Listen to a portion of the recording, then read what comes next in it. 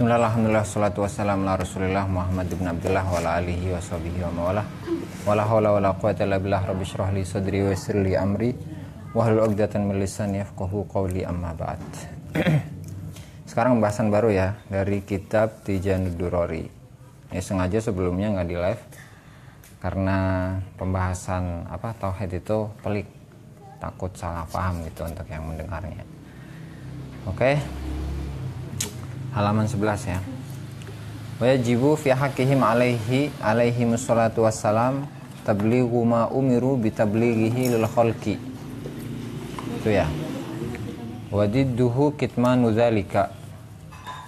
Wa dalilu ala dzalika annahum law katamu syai'an mimma umiru bi tablighihi lakunna ma'murina bi kitmanil ilmi wa la yasihu an nu'maru bihi li anna katimal ilmi mal'unun. Wa yajibu fi haqqihim alaihimus salatu wassalam wa yajibu lan wajib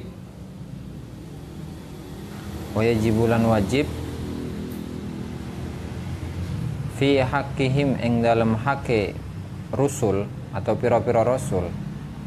Wa yajibu lan wajib fi haqqihim ing dalam haqqi pira-pira rasul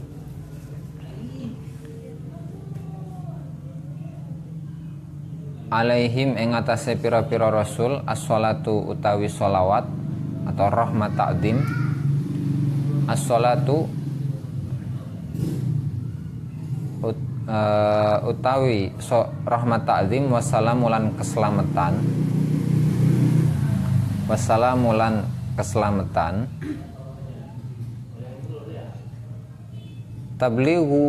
tablighuma utawi astagfirullahaladzim ya, berarti halaman 10 ya, salah.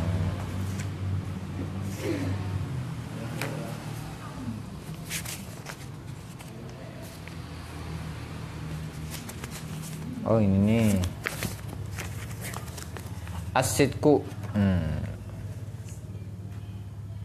Baik, saya ulangin. Wajibulan wajib fi haqqi rusuli ing dalam haqqi pira-pira rasul alaihim iku tetap ing atase rasul, alaihim iku tetap ing atase rasul, alaihim ing atase pira-pira rasul as-sholatu utawi rahmat ta'zim, wassalamu lan keselamatan, wassalamu lan keselamatan, as-sidku utawi sidik. Apa sidik itu? Jujur ya, benar. As-sidku utawi jujur atau benar. Wadiduhu lan utawi lawane sidik. Wadiduhu lan utawi lawane sidik iku al-kadibu goroh. Wadiduhu lan utawi lawane sidik iku al-kadibu goroh.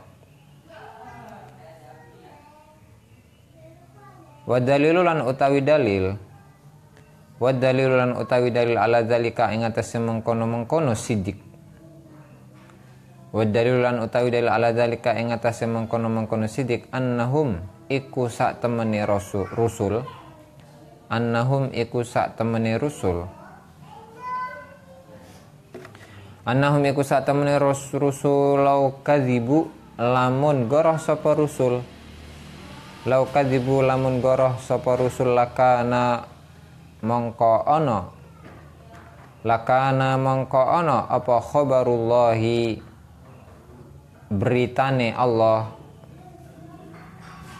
apa khabarullahi beritane Allah subhanahu wa ta'ala iku kadziban goroh, iku kadziban goroh. Wa huwa hale utawi khabarullahi kadziban, wa huwa hale utawi khabarullahi kadziban iku muhalun muhal. Fat yang pertama nih.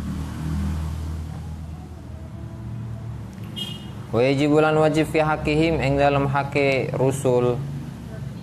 Wa yajibulan wajib fi haqqihim ing dalam haqqi rusul. Alaihim iku tetap ing atase rusul. Alaihim iku tetap ing atase rusul as-sholatu utawi rahmat ta'zim.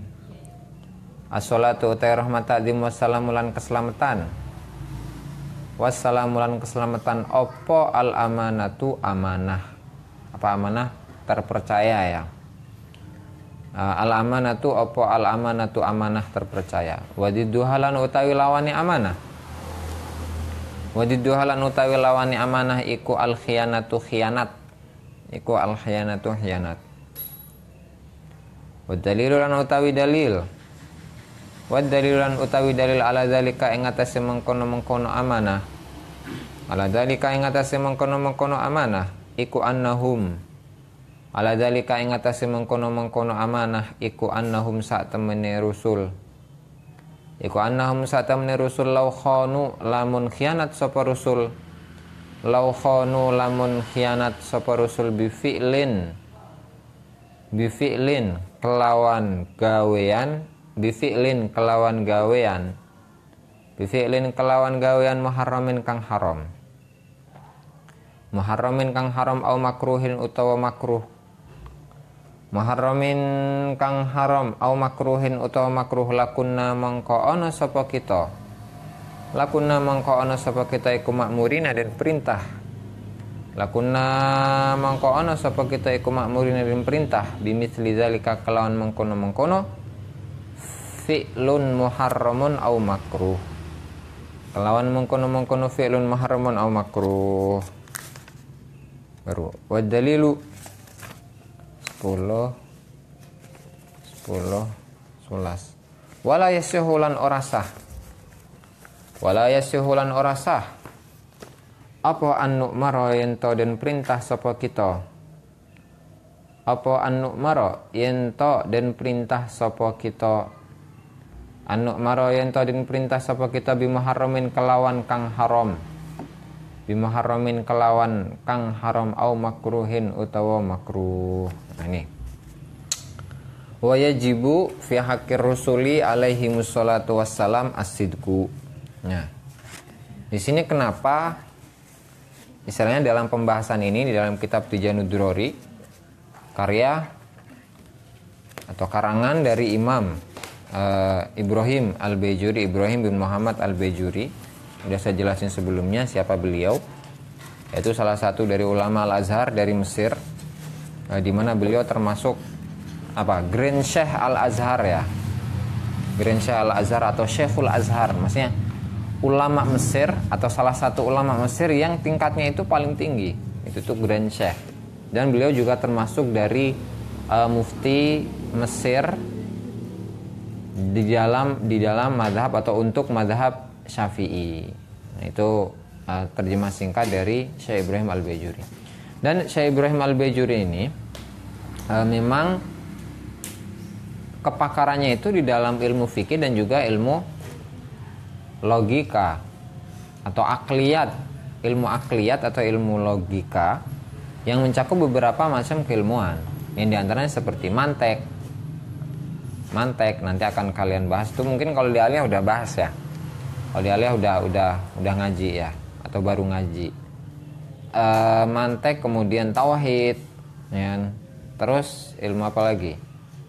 Ilmu balaghah dan yang lain-lainnya itu. Nah, jadi semuanya itu Syekh Ibrahim Al-Bajuri memiliki karya, memiliki tulisan, memiliki kitab tentang hal itu semua. Dan yang paling banyak itu adalah ilmu tauhid. Untuk ilmu fikih ada beberapa saja, dan yang paling terkenal itu ya hasiahnya atau catatan kaki dari kitab Fathul Qorib gitu. Kalau di aliyah mungkin belajar takrib kan ya, Abu Suja Fathul Qorib enggak? Oh, kelas 1 belum. Itu kelas berapa? Kelas 2, 3 ya. Oke. Jadi ada matan fikih namanya takrib atau yang dikenal dengan Abu Suja, matan Abu Suja. Nah, di situ ada syarahnya yang ditulis oleh Syekh Ibnu Qasim Al-Ghazi. Nah, kemudian syarah tersebut yang dikenal dengan nama Fathul Qorib Al-Mujib itu diberi catatan kaki oleh Syekh Ibrahim Al-Bajuri. Dikenal itu 2 jilid, banyak cetakan, ada cetakan Mesir, cetakan Darul Minhaj, bahkan ada cetakan Darul Fikr, ada Darussalam, ada Darul Kutub Ilmiah, dan juga yang lain-lainnya. Nah, kemudian di sini itu sedikit ya tentang Syekh Ibrahim Al-Bajuri. Kemudian di sini membahas tentang kenapa kita itu setelah mengetahui sifat-sifat wajibnya Allah dan sifat-sifat mustahilnya Allah dan sifat-sifat jaiznya Allah, kemudian kita kita disuguhi oleh Syekh Ibrahim Al-Baijuri untuk membahas sifat-sifat wajibnya para rasul, sifat-sifat jaiznya para rasul dan sifat-sifat mustahilnya para rasul. Ya karena termasuk dari hal yang jaiz, termasuk dari hal yang boleh bagi Allah Subhanahu wa taala adalah menciptakan makhluk ini. Dan juga termasuk dari sifat jaiznya Allah itu adalah, yang namanya sifat jaiznya Allah adalah kemarin apa itu? Fi'lu kulli mumkinin au tarkuhu, kan? Mengerjakan segala sesuatu yang mungkin atau meninggalkannya. Dalam arti penciptaan makhluk atau diantaranya juga mengirim atau mengutus para rasul itu juga termasuk salah satu dari sifat jaiznya Allah Ta'ala. Ya. Sifat jaiznya Allah Ta'ala atau termasuk dari sifat jaiznya Allah Ta'ala adalah mengutus para rasul kepada umat manusia. Ya, makanya kan jumlah rasul yang banyak itu jumlahnya ada 313 atau 312. Tapi yang wajib kita ketahui hanya 25 saja, mulai dari Nabi Adam sampai Nabi Muhammad. Nah, di mana mereka ini memiliki masing-masing umat, mereka masing-masing memiliki umat, masing-masing memiliki pengikut. Nah, dengan bervariasi ya, ada yang umatnya yang banyak, ada yang umatnya yang sedikit, ada yang umatnya yang terbanyak yaitu umatnya Nabi Muhammad SAW. Nah, kemudian kenapa Allah Subhanahu Wa Taala itu memerintahkan atau mengutus para rasul menjadi satu utusan kepada kaumnya masing-masing? Ya karena agar pesan-pesan dari Allah atau hukum-hukum yang Allah perintahkan kepada manusia itu bisa diterima. Misalnya, ketika kalian ingin menyampaikan sesuatu di zaman dulu ya, sebelum kuatnya dunia teknologi, dunia IT, teknologi, ya kan seseorang tidak mudah untuk menerima sebuah informasi, seseorang tidak mudah untuk menerima satu kabar, menerima satu berita, gitu kan.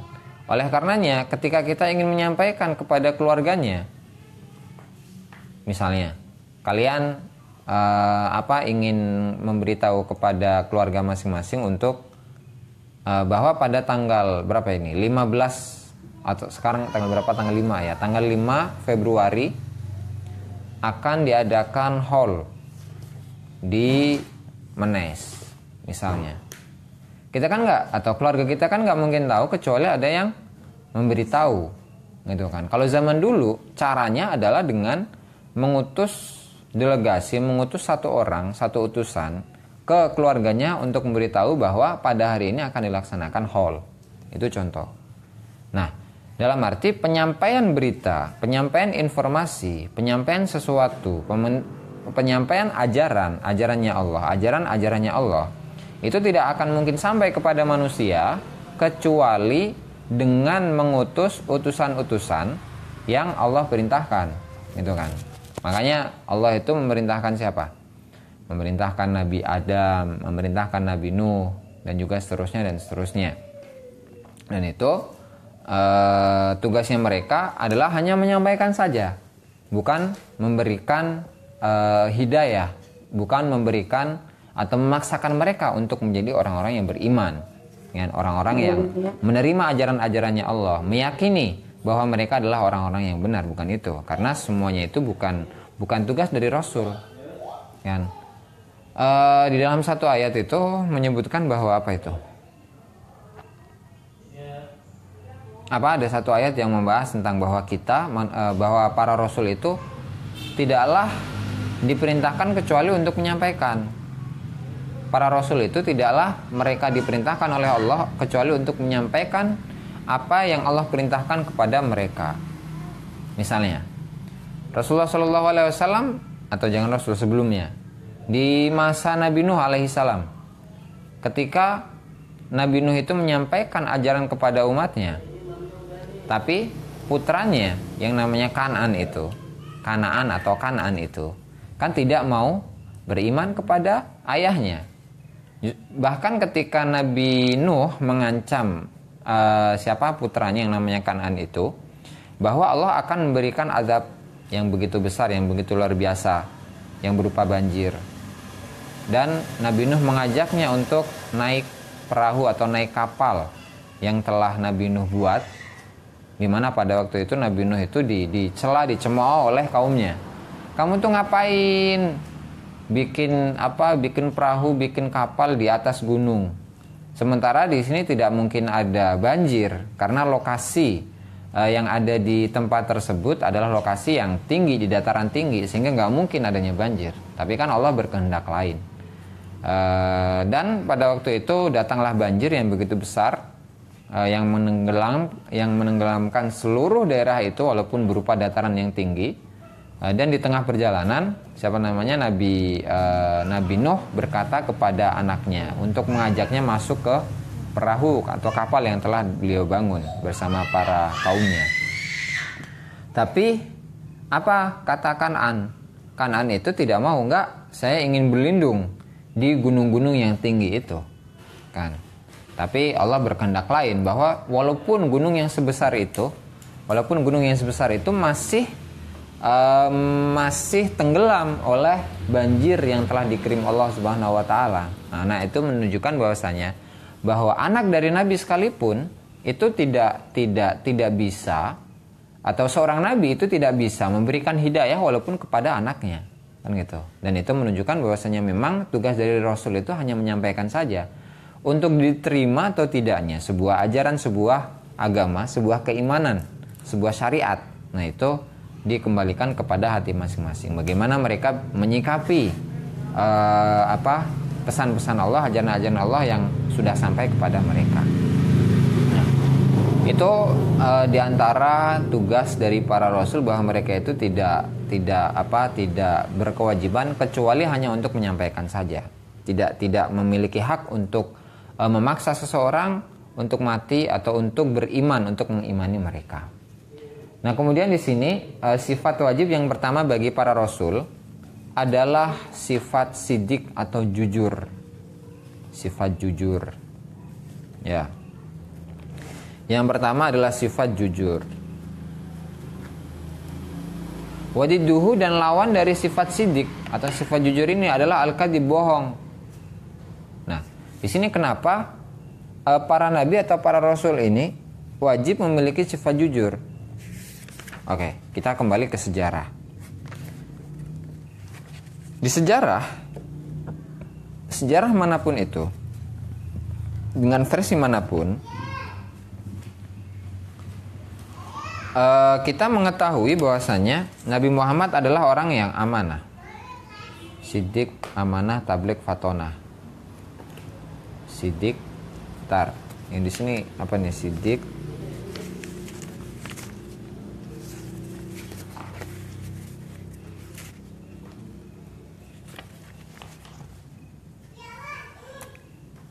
yang pertama sidik kan, yang kedua amanah. Oke. Jujur. Oke. Nabi Muhammad SAW sebelum beliau diangkat sebagai nabi, nah, beliau dikenal oleh kalangan orang-orang Quraisy, di kalangan kaum Quraisy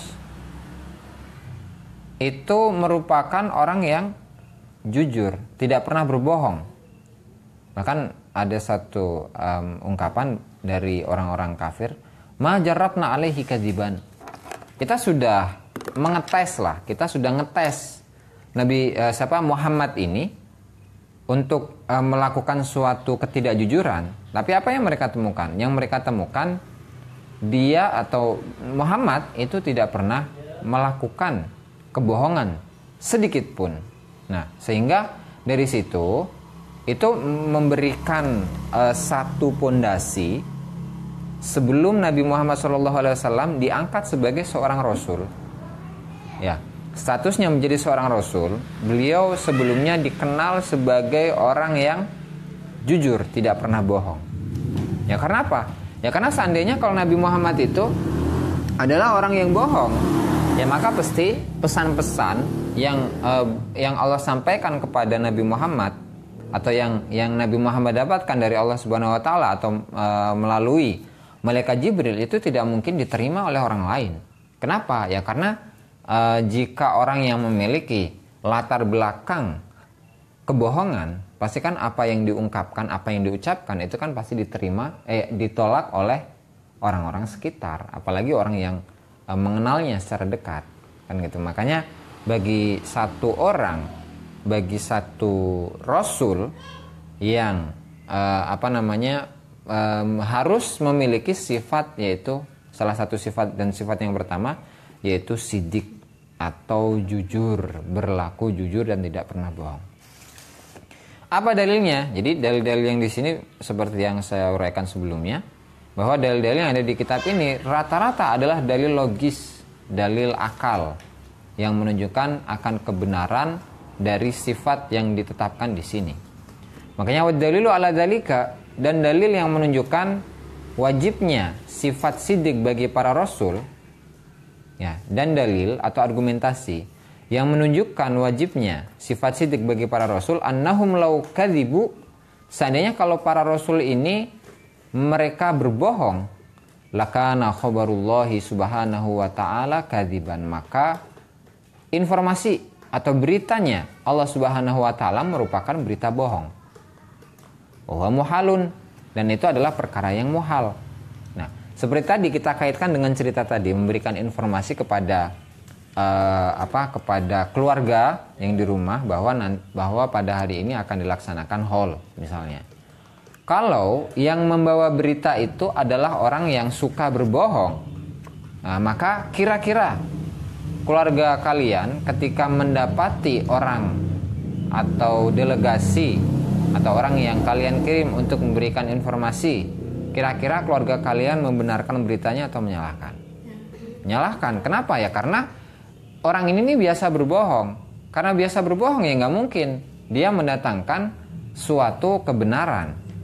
Makanya ada satu cerita, siapa itu kalau nggak salah Ibnu Mas'ud, kalau nggak Ibnu Mas'ud Ibnu Abbas.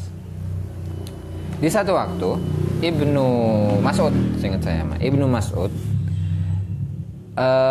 itu diperintahkan oleh Rasulullah SAW untuk menjaga satu orang tawanan.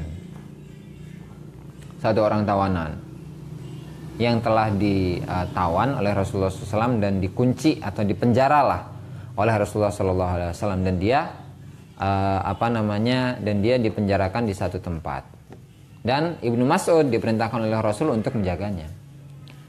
Kemudian Ibnu Mas'ud itu diajak bicara oleh orang yang dipenjara ini. Wahai Ibnu Mas'ud,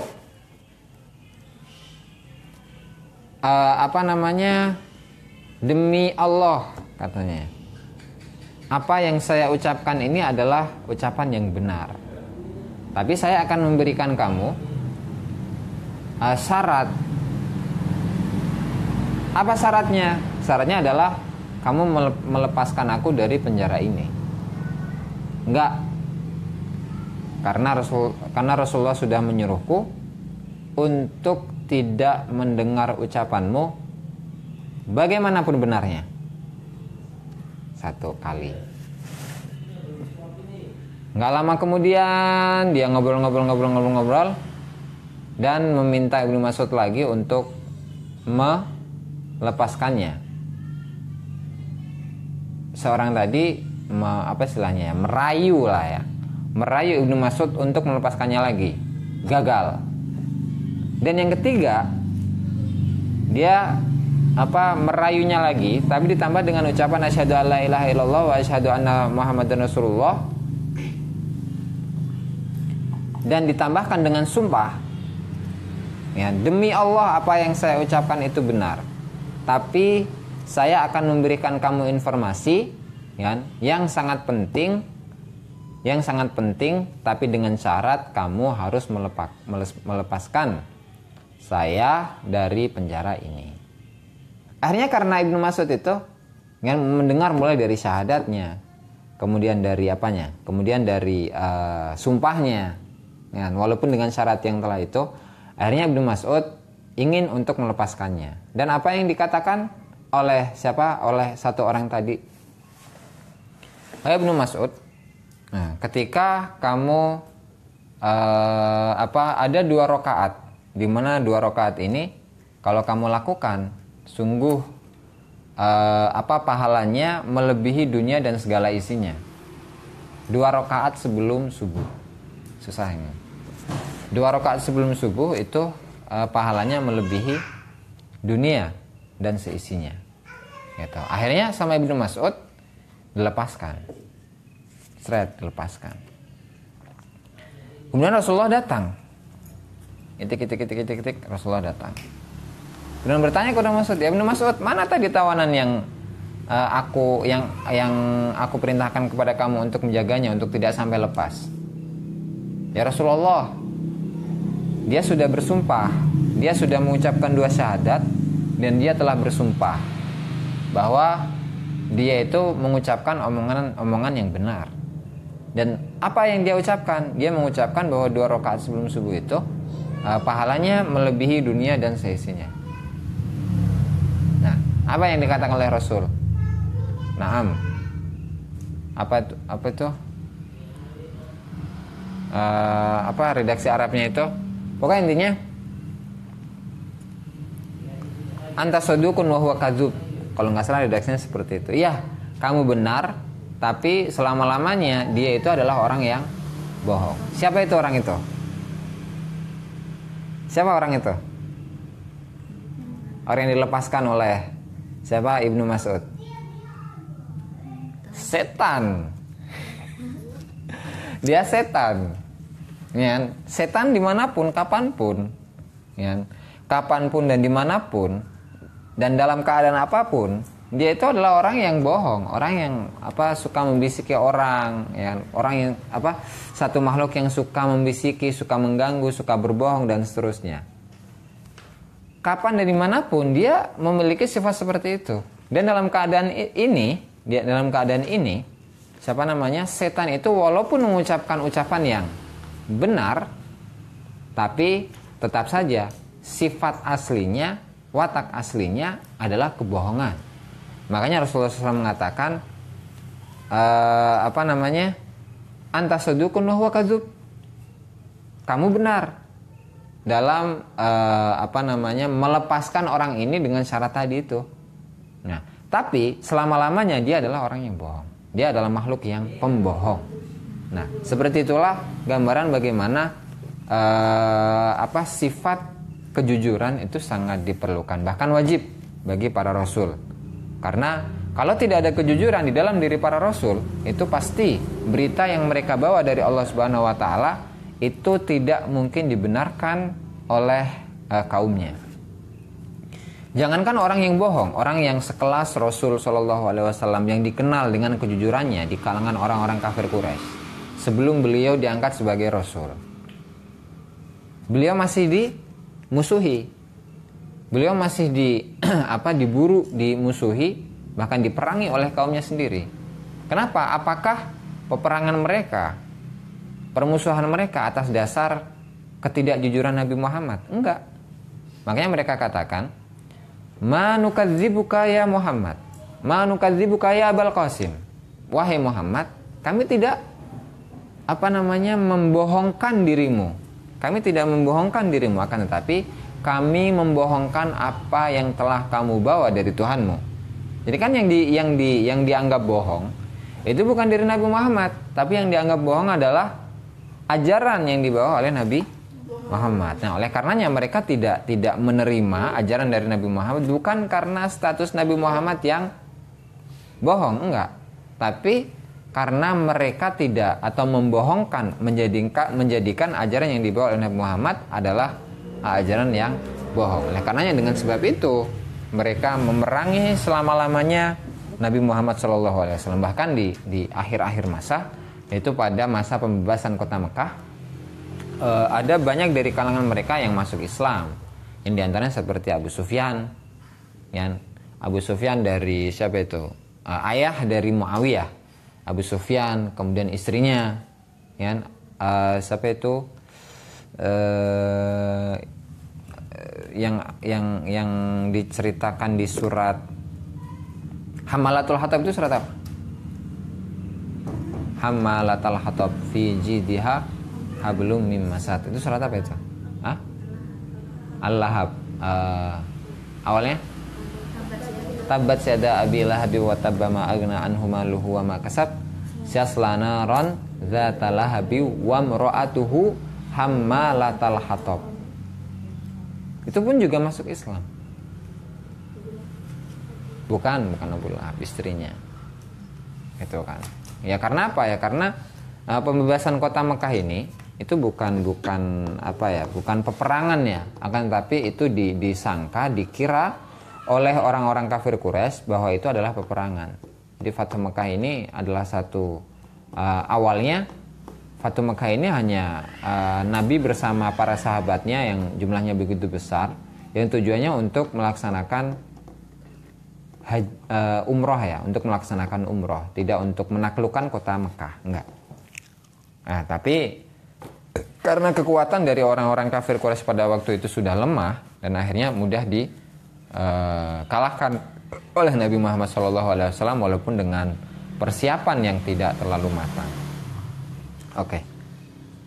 Jadi tadi itu untuk bangsa kafir Quraisy, mereka tidak mau beriman, tidak mau percaya dengan Nabi Muhammad SAW, bukan karena status Nabi Muhammad yang bohong, bukan karena menganggap Nabi Muhammad sebagai pembohong, akan tetapi mereka menganggap apa yang telah dibawa oleh Nabi Muhammad SAW itu adalah hal yang bohong. Nah kemudian tentang kemaksuman dari, saya ini dulu, selesaiin dulu ya. Wajibu fi haqqihim alaihi salatu wassalam al-amanatu. Dan wajib bagi para rasul untuk memiliki sifat amanah, terpercaya. Wadidduhal khianah, dan lawan dari sifat amanah ini adalah khianat, tidak bisa dipercaya. Ya tentulah, sehingga Nabi Muhammad SAW itu kan di masa waktu itu beliau dikenal sebagai orang yang amanah. Bahkan ketika beliau statusnya sudah menjadi rasul, Nabi Muhammad itu masih mendapatkan titipan-titipan dari musuh-musuhnya. Maksudnya apa? Orang-orang kafir Quraisy ini dikenal sebagai bangsa yang pedagang, bukan bangsa petani. Jadi kan istilahnya pemasukan atau bisnis dari seseorang itu bisa didapatkan dari jasa dan bisa didapatkan dari usaha. Jasa dalam arti memberikan jasa kepada orang lain, ya, menjual ataupun yang lain-lainnya, atau didapatkan dari usahanya, upayanya, yaitu berupa pertanian. Nah, untuk orang kafir Quraisy atau untuk orang Mekah lah secara umum, jadi mereka itu bisnis atau usahanya itu dengan berdagang. Makanya di dalam surat Quraisy itu li'ila fi Quraisyin ila fihim rihlatas syita'i was saif. Rihlatas syita'i was saif, perjalanan pada musim panas dan perjalanan pada musim dingin. Nah, di sini melakukan perjalanan. Kenapa melakukan perjalanan ya? Karena di dalam kedua musim itu ada musim-musim tertentu. Maksudnya musim perdagangan yang dimana di situ barang dagangan mereka itu sangat laku keras. Ya, makanya orang Mekah atau orang Quraisy secara khusus, orang Mekah secara umum, rata-rata mata pencahariannya adalah dari perdagangan. Nah, bahkan lebih dari itu ketika Rasulullah SAW umurnya berapa itu? 10 tahun. Itu diajak oleh Abu Thalib untuk berdagang ke Syam, walaupun pada akhirnya tidak jadi. Karena di tengah perjalanan ketika sampai di kota Baitul Maqdis, beliau bertemu dengan salah satu pendeta yang namanya siapa itu? Siapa yang ingat? Seorang pendeta lah pokoknya, di mana beliau bukan menakut-nakuti, akan tetapi pendeta tersebut memerintahkan untuk bersifat hati-hati kepada Nabi Muhammad, kepada Abu Thalib dengan keponakannya, ya karena nanti orang-orang Yahudi dan orang-orang Nasrani itu akan memusuhi Nabi Muhammad secara besar-besaran. Nah, oleh karenanya untuk menghindari hal itu, Abu Thalib tidak jadi untuk berdagang di Syam, gitu ya. Oke, selanjutnya sidik itu tentang amanah. Oke, belum kelar tadi tuh. Amanah. Nah, karena mereka ini adalah pedagang sehingga mereka memiliki banyak barang dagangan, dan kalau mereka menyimpan barang dagangan di rumahnya, maka akan dikhawatirkan barang dagangan tersebut akan hilang atau akan dicuri oleh orang lain. Nah, sehingga atau akan habislah dimakan keluarganya atau keponakannya atau anaknya dan seterusnya. Nah, oleh karenanya mereka menitipkan barang-barang yang biasanya didagangkan baik pada waktu musim kemarau atau musim dingin atau musim panas kepada Nabi Muhammad SAW, walaupun pada masa setelah Nabi Muhammad sebagai Rasul. Nah, meskipun memusuhi tapi tetap percaya loh. Walaupun mereka memusuhi tapi tetap percaya dengan keamanahan, kepercayaan kepada Nabi Muhammad SAW. Itu amanah. Wajiddu al-khianah, sebaliknya itu adalah khianat, berkhianat. Sehingga ada satu hadis itu, alamatul munafik salasun. Apa? Yang pertama, idza hadasa kadzaba, ketika dia berbicara dia berbohong. Dan itu yang namanya berbohong tadi itu adalah sifatnya setan. Dan sifat Nabi mustahil untuk memiliki sifat kebohongan. Nomor 2, wa'ada akhlafa, ketika dia berjanji diingkari. Itu termasuk tanda-tanda dari orang munafik. Dan yang ketiga, idza tumina khana, ketika dia diamanahkan, ketika dia diberikan amanah dia berkhianat. Nah, di sini khianat itu ya satu sifat yang tidak layak bagi seorang nabi, bagi seorang muslim, apalagi seorang nabi untuk memiliki sifat tersebut. Dan semoga kita dijauhi dari sifat khianat ini. Wa dalil ala dzalika, dan dalil yang menunjukkan wajibnya sifat amanah kepada para nabi, annahum law khanu, seandainya mereka para nabi law khanu, ketika mereka berkhianat bi fi'lin muharramin, dengan melakukan satu pekerjaan yang haram au makruhin atau makruh, lakunna, maka kita ma'murina bimisli dzalik, kita akan diperintahkan dengan hal yang seperti itu. Kita akan diperintahkan dengan hal yang haram atau diperintahkan untuk melakukan hal yang makruh. Sementara mana ini lanjutannya? Wala yasihu, sementara tidak mungkin, tidak sah an-nu'mara bi muharramin aw makruh, kita diperintahkan untuk melakukan perkara yang haram atau perkara yang makruh. Oleh karenanya sifat khianat itu mustahil bagi para nabi untuk memiliki sifat tersebut, kan? Nah, jadi memang para nabi itu memiliki beban yang sangat berat kalau dibandingkan dengan bebannya umat manusia atau umat Islam, umat mukmin lah secara umum. Bahkan bahkan di satu cerita, ini nggak tahu ceritanya itu benar atau enggak, Israiliyat atau bukan, pokok di satu cerita nabi yang digergaji badannya itu siapa? Yang badannya digergaji itu siapa? Nabi Yahya atau Zakaria?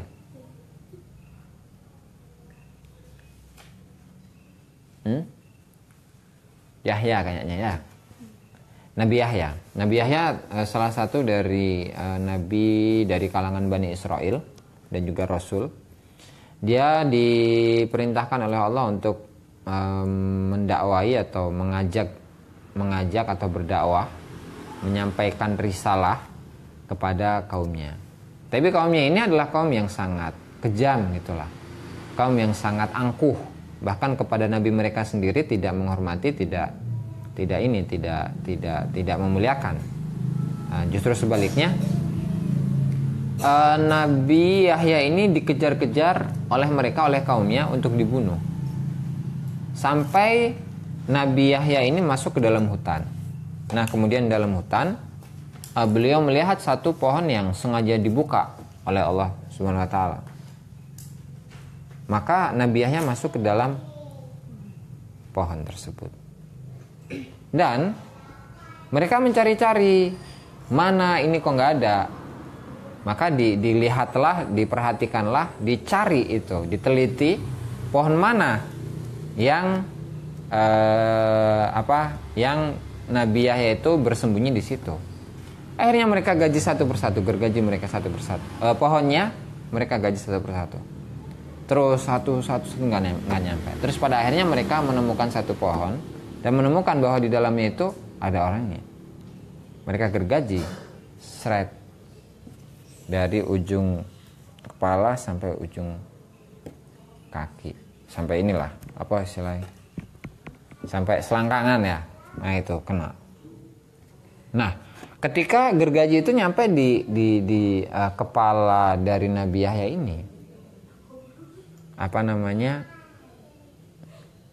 beliau ingin mengucapkan atau ingin mengatakan aduh gitu loh.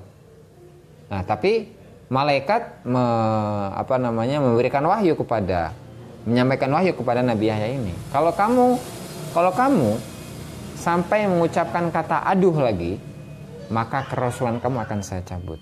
Ya karena yang namanya Nabi itu harus, atau Rasul itu harus siap dengan segala konsekuensinya.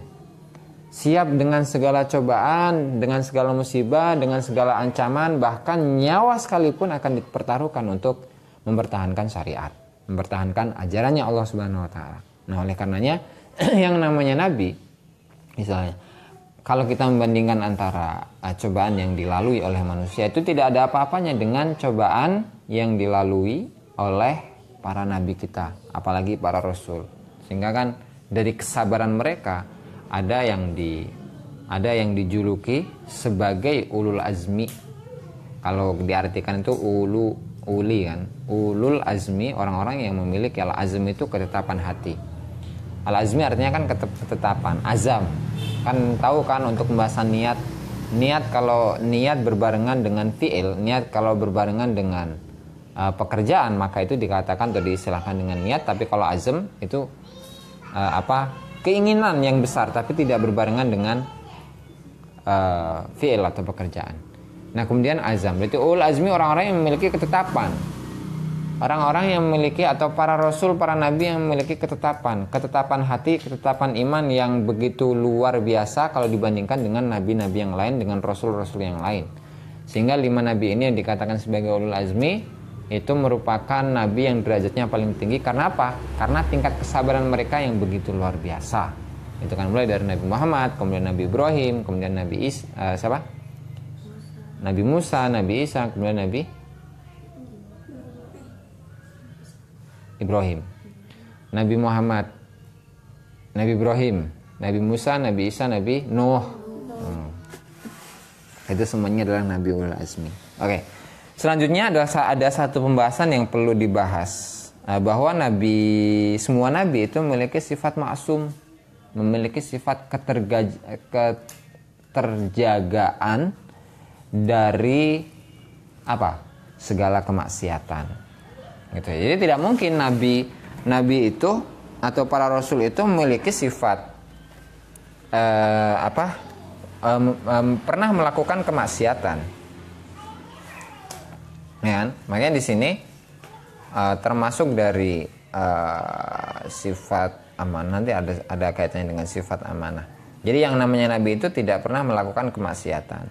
Beda ya, tidak pernah melakukan kemaksiatan dengan tidak pernah melakukan kesalahan. Kalau kesalahan, semua nabi pun melakukan kesalahan, kan? Tapi kalau kemaksiatan itu tidak ada. Jadi kan bedakan antara kesalahan dengan kemaksiatan.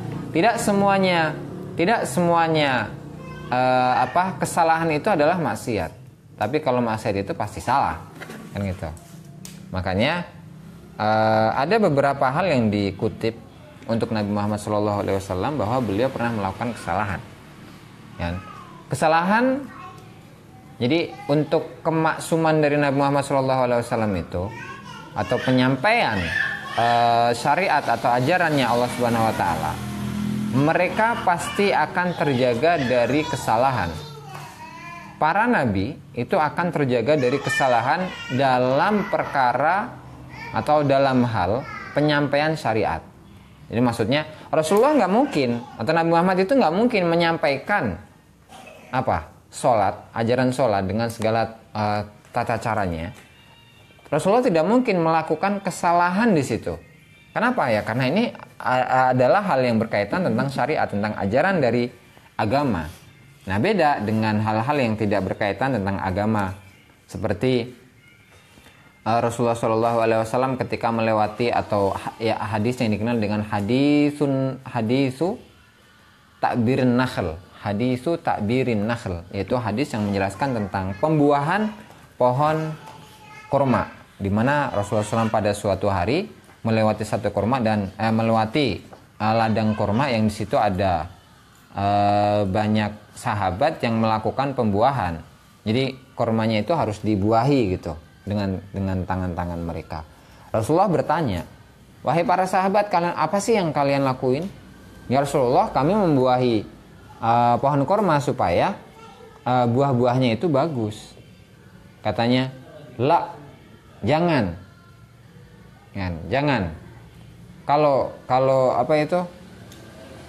Lailam, kalau redaksi Arabnya, lailam taf'alu la salah. Kalau kalian tidak mengerjakan hal itu tuh akan apa namanya? Hasil panennya itu tetap akan baik gitu. Ternyata lewat beberapa bulan kemudian datang masa panen dan ternyata buah kurma yang dihasilkan di kebun tersebut itu jelek, buruk, kering gitu, nggak ada dagingnya. Terus Rasulullah bertanya, kenapa? Mali nakhlikum, kenapa sih kurma kalian bisa seperti ini, bisa jelek kayak gini?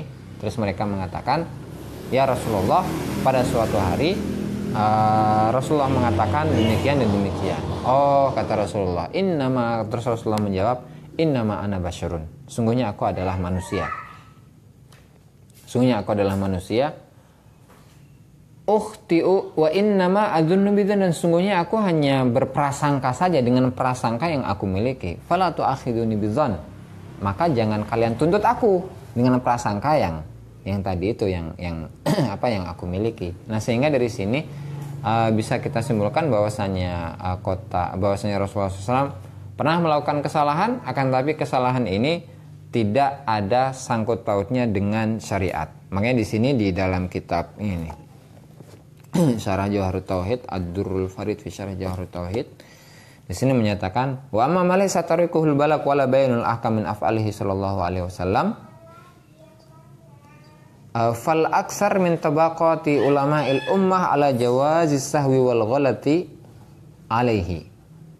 Pokok di perkara-perkara yang tidak masuk dalam kategori penyampaian syariat atau penjelasan tentang hukum-hukum dari perilakunya Rasulullah, kan? Maka menurut mayoritas ulama itu mereka menyatakan bahwa boleh akan bolehnya sifat lupa dan sifat salah bagi Rasulullah Shallallahu Alaihi Wasallam. Ini adalah karya dari Syekh Abdul Fadl As-Nori, orang Indonesia ini mah yang ngarang Syarah Jawharut Tauhid Ad-Durrul Farid.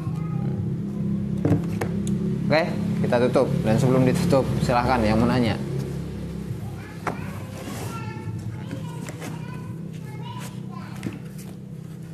Ya kan, yang mau nanya?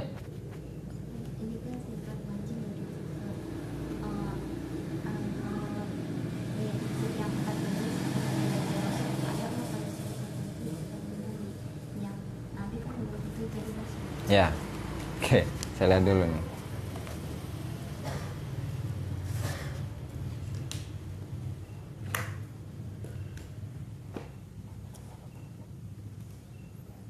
Ya, ini mungkin karena Nabi sebenarnya sih sama aja antara Rasul dengan Nabi ya.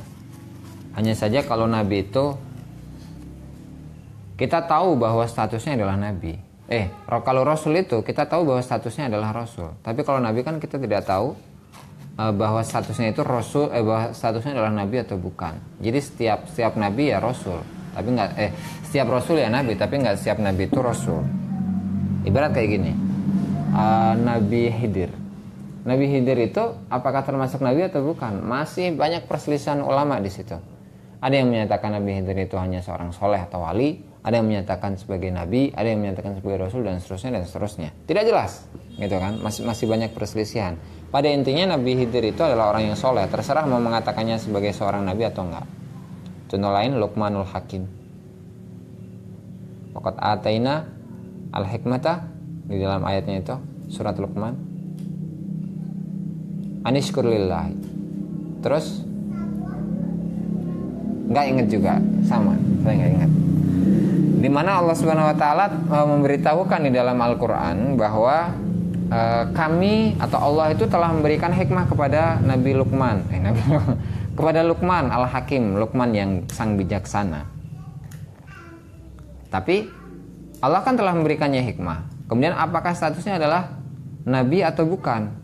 Kan nggak jelas, nggak bisa kita pastikan. Nah, oleh karena ini menggunakan redaksi fi haqqir rusul, bukan fi haqqil anbiya. Itu sih menurut saya, mah. Tapi di dalam syarahnya di sini wa amal qismus tsani wa huwa nabawiyat, itu bisa menafsirkan bahwa untuk rasul di sini itu tidak hanya terbatas pada rasul, akan tapi juga berlaku pada nabi. Oke, selanjutnya. Udah gak ada.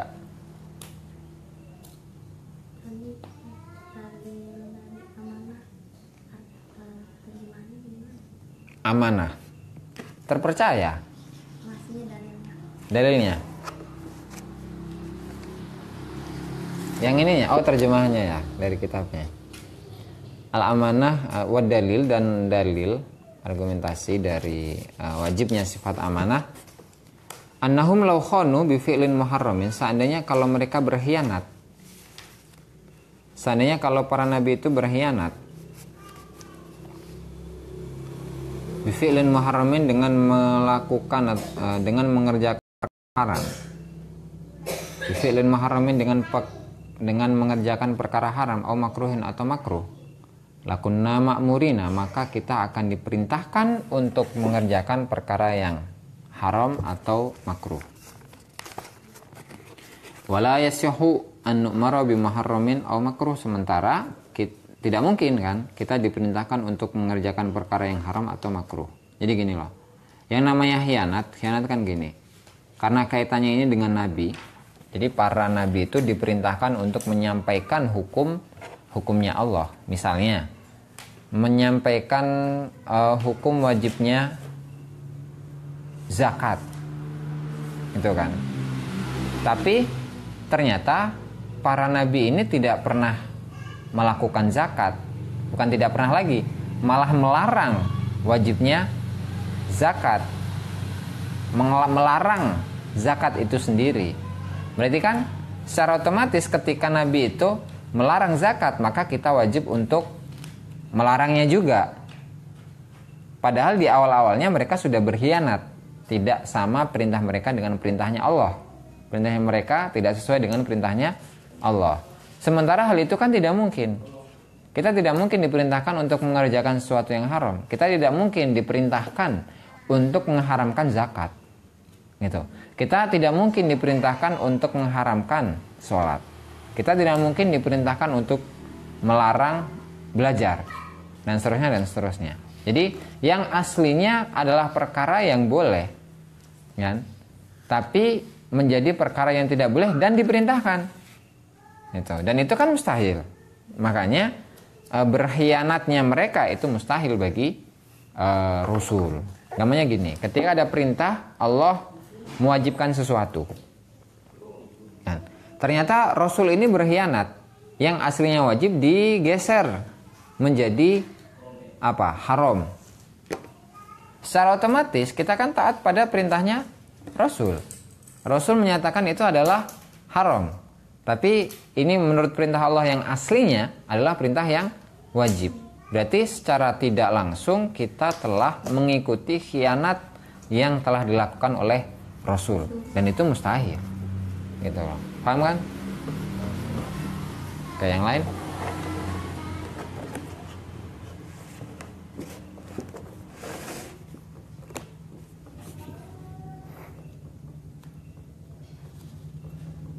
Udah, nggak ada pertanyaan yang lain? Ya, pada itu tutup. Subhanakallahumma bihamdika asyhadu an la ilaha illa anta astaghfiruka wa atubu ilaik. Assalamualaikum warahmatullahi wabarakatuh. Waalaikumsalam.